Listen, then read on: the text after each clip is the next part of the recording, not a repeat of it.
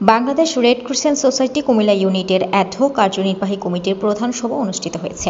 বুধবার বিকাল 4টায় Comilla red crescent society ইউনিটের তারিকুল ইসলাম মিলনায়তনে কার্যনির্বাহী কমিটির সভা অনুষ্ঠিত হয়। কুমিল্লা জেলা প্রশাসক ও রেড ক্রিসেন্ট সোসাইটি কুমিল্লা ইউনিটের চেয়ারম্যান মোহাম্মদ আমিরুল কায়সারের সভাপতিত্বে আরও উপস্থিত ছিলেন ভাইস চেয়ারম্যান মোহাম্মদ মুস্তাক মিয়া, সাধারণ সম্পাদক জামিল আহমেদ খন্দকার, সদস্য মীর আবু জাফর শামসুদ্দিন দিদার, শাহজাদা ইমরান, অধ্যাপক এ.কে.এম. ওবায়দুল হক মামুন, সৈয়দ মোতাহের আলী দিলাল, মোহাম্মদ মাউসুদ আলম, অধ্যাপক মোহাম্মদ মনিরুল ইসলাম, ফেরদৌস সায়েম ভুইয়া, গোলাম ইউসুফ চৌধুরী। অনুষ্ঠানের শুরুতে রেড ক্রিসেন্ট সোসাইটি কুমিল্লা ইউনিটের চেয়ারম্যান জেলা প্রশাসক মোহাম্মদ আমিরুল কায়সারকে ফুল দিয়ে বরণ করে নেন কমিটির অন্যান্য নেতৃবৃন্দরা। পরে রেড ক্রিসেন্ট সোসাইটি কুমিল্লা ইউনিটের পক্ষ থেকে অ্যাডহক কমিটির সকল সদস্যদেরকে ফুল দিয়ে বরণ করা হয়।